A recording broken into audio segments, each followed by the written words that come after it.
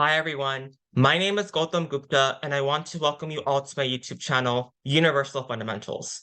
In this video, I will be talking about the upcoming transits that are going to be affecting you if your ascendant or your moon sign is in Gemini for the year 2023.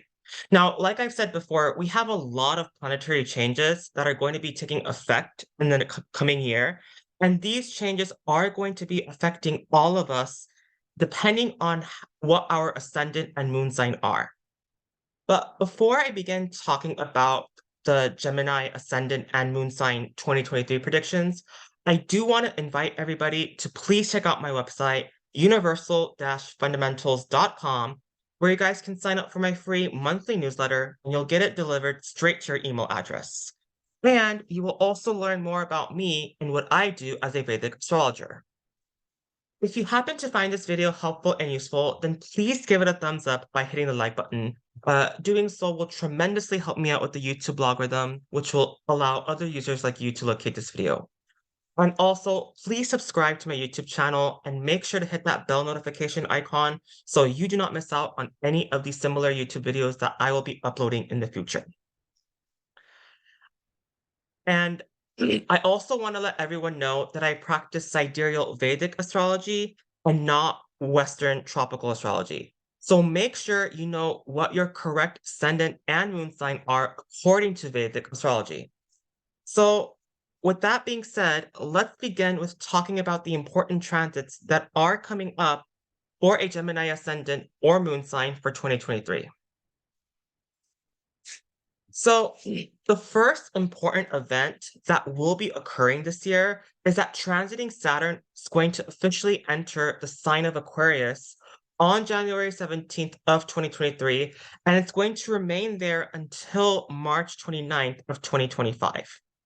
Now, before Saturn was in Aquarius, for you guys, transiting Saturn has been going over your eighth house over the last 2.5 years. And while Saturn is a great planet for a Gemini ascendant, as it does rule the eighth and ninth house, things have been a bit tough for you with this transit while Saturn has been in your eighth house in Capricorn. You see, the eighth house deals with our psychological makeup and transformation. And I feel like there were a lot of things during the pandemic in which you were trying to resolve so you can move forward. And there could have even been some difficult endings that might have happened in your life, and you were trying to process those as well. Now, I have some really good news for you guys because transiting Saturn is finally going to leave your eighth house of Capricorn and enter the ninth house of Aquarius. And this is going to give you guys the biggest relief you have been waiting for. And you see, the reason why Saturn is such a great planet for you is because although it rules the eighth house of Capricorn, it also rules the ninth house of Aquarius, which is its own Multragon sign. So this is telling us that Saturn is actually even more comfortable in the sign of Aquarius in comparison to when it's in Capricorn. So when Saturn enters the ninth house of Aquarius, things are definitely going to change for you guys.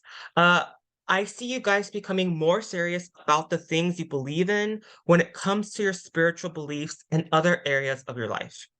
And you may even come across teachers who are very humanitarian and high-minded people who have an eccentric approach to, the areas of spirituality. Or you may notice that your current teachers start to become more humanitarian and high-minded in spiritual matters. And during this transit, while Saturn is in the sign of Aquarius, you may even do some long distance traveling to learn and gain knowledge about spirituality. And also for those who plan on pursuing higher education, such as a master's or PhD during this time, I just want you guys to be aware that this might take a lot of time, hard work, patience, and diligence. It's not going to come all that easy. However, I do believe that you guys will be extremely successful with any endeavor related to higher education and learning because Saturn is really well placed in the sign of Aquarius. Now, a transit that has been occurring since April of 2022 is that transiting Jupiter has been in your 10th house of Pisces, and it will continue to remain in your 10th house until April 21st of 2023. So the 10th house deals with your career, social standing, as well as your reputation. And things have been going really well for you in these areas. Some of you may have gotten a major promotion, found your dream job, or for some of you, you ended up taking a big leap of faith and started your own business. And regardless of what you have been doing, things have been going relatively well for you. In fact, you may have noticed that a lot of people have been jealous of you lately because of your success and prosperity. Now, don't worry too much about those things and just continue to focus and do good work in your career. In addition, I see that your money and financial situation have started to improve, and your relationship with your mother and family, as well as coworkers and employees, have also started to improve somewhat. Now, this is because while Jupiter is in your 10th house of Pisces, it has been aspecting your second, fourth, as well as your sixth house. And Jupiter's aspect has been empowering these areas in your life. Now, one thing I do want to mention is that once transiting Saturn enters the sign of Aquarius, transiting Jupiter is going to be hemmed between Saturn and Rahu. So this means that Jupiter is going to feel a bit uncomfortable during this transit in 2023 while it's still in Pisces. So this basically tells me that things related to your career, work, social standing, and business are going to require more effort to make things work. However, I want you guys to be rest assured that attaining success in these areas is still very possible and you will achieve it. Now, while Jupiter is in the sign of Pisces, this is going to create a triple point of manifestation where Saturn in Aquarius, Jupiter in Pisces, and Mars in Taurus will all aspect the sign of Scorpio. Now, you see, transiting Mars has been retrograding since October 30th of 2022 at 1 degree of Gemini, and it did re-enter the sign of Taurus on November 14th of 2022. Now, transiting Mars will finally turn direct on January 13th of this year, 2023, at 13 degrees of Taurus, and it will remain in Taurus for the next 2 months. Now, for you guys, this triple point of manifestation will occur in your sixth house. And the sixth house, remember, represents your employees, coworkers, everyday routine, litigations, and obstacles. So during this time, I think you're going to have a much better time dealing with these issues. You will have the necessary support needed to overcome any obstacles that are present, and you will do so very nicely. And for some of you guys, I see some improvement regarding health matters as the sixth house is receiving good aspects. Now, one thing I do want to mention is that while Mars is still transiting your 12th house of Taurus, please be careful when going out to places, especially if they're dark or if you're going out at night. You can be prone to theft during this time, so just make sure you properly secure your belongings and be surrounded by good company. And one more thing I want to mention, make sure you are getting enough sleep at night so you can properly function during the day when it comes to your work and career because you're doing so well in those areas. So this triple point of manifestation will last until March 13th of 2023, and this is when Mars will enter into the sign of Gemini, and it's no longer going to aspect the sign of Scorpio. However, Jupiter's and Saturn's point of manifestation and double aspect to the sign of Scorpio will remain until April 21st of 2023, when Jupiter finally leaves the sign of Pisces and enters the sign of Aries.